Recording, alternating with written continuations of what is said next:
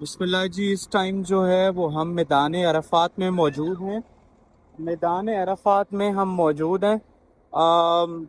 جو بھی حجاج کرام حج کی نیت سے جو ہے وہ مکے میں داخل ہوتے ہیں، ان کو 8-9 ذی الحجہ کو جو ہے وہ میدان عرفات میں جو ہے وہ آنا ہوتا ہے۔ اور یہ آپ مسجد نمرہ کے جو ویوز ہیں وہ آپ دیکھ رہے ہیں۔ یہ 3 مینار جو ہیں وہ عرفات کی حد میں ہیں، میدان عرفات میں آتے ہیں۔ اور مسجد نمرہ کے جو 2 مینار ہیں وہ وادی ہرنا میں آتے ہیں۔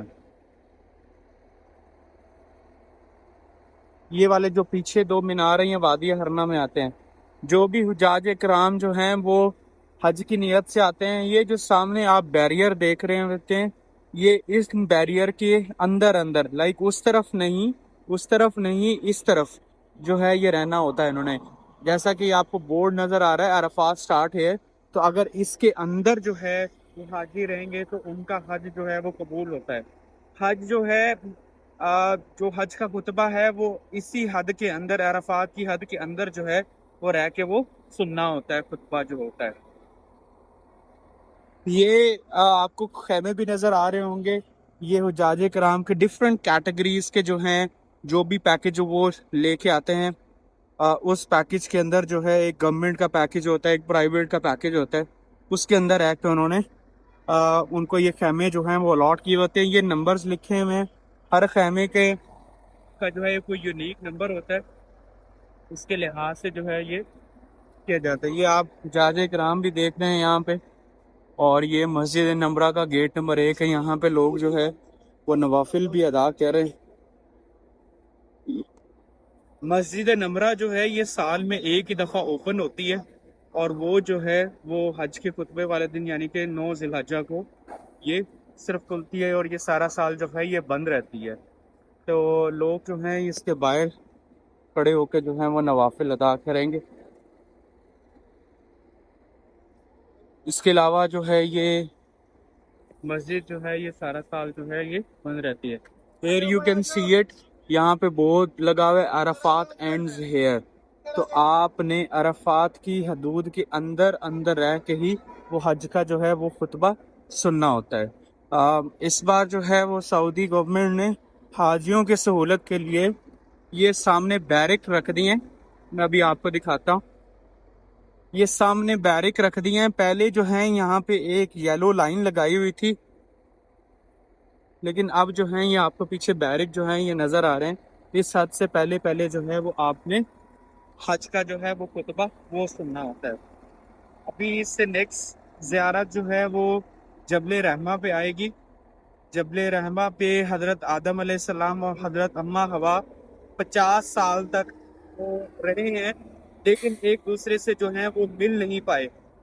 50 سال تک ایک ہی پہاڑ پہ 2 لوگ رہیں اور ان کا کوئی نام و نشان ایک دوسرے کو نظر نہ آئے۔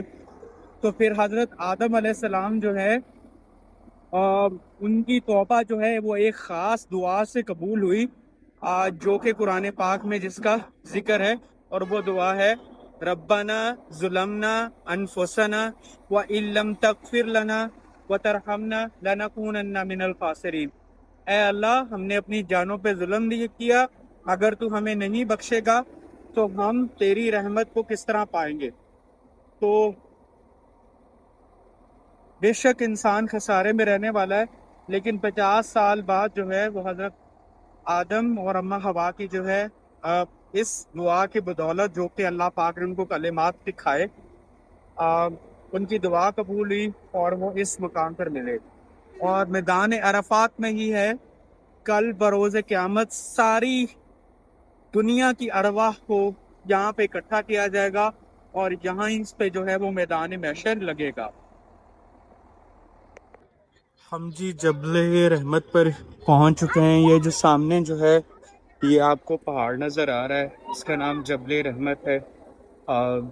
پہلے بھی میں نے آپ کو بتایا تھا کہ اماں حوا اور حضرت آدم علیہ السلام اس پہاڑ پہ جو ہے وہ تقریباً کم و بیش 40 سے 50 سال تک جو ہیں وہ رہے ہیں۔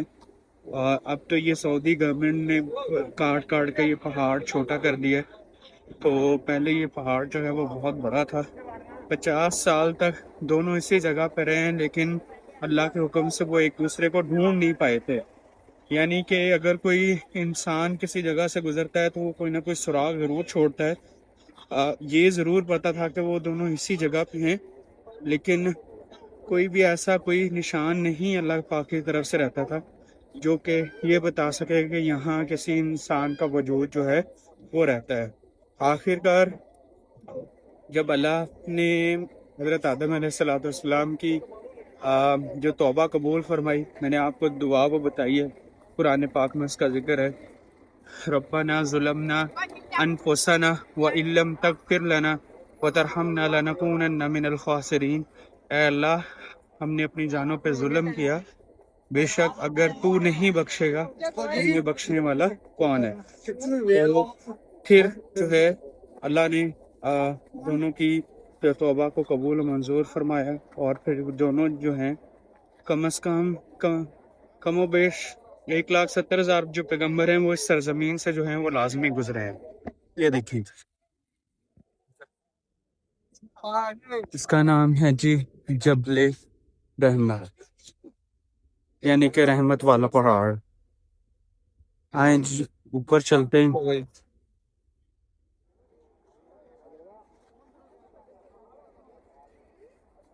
اوپر چلتے ہیں، یہاں پہ بہت جتنے حجاج کرام جو ہیں وہ عمرے کی نیت سے یہاں پہ آتے ہیں، وہ سارے جبل رحمت پہ جو ہیں وہ ضرور اکٹھے ہوتے ہیں۔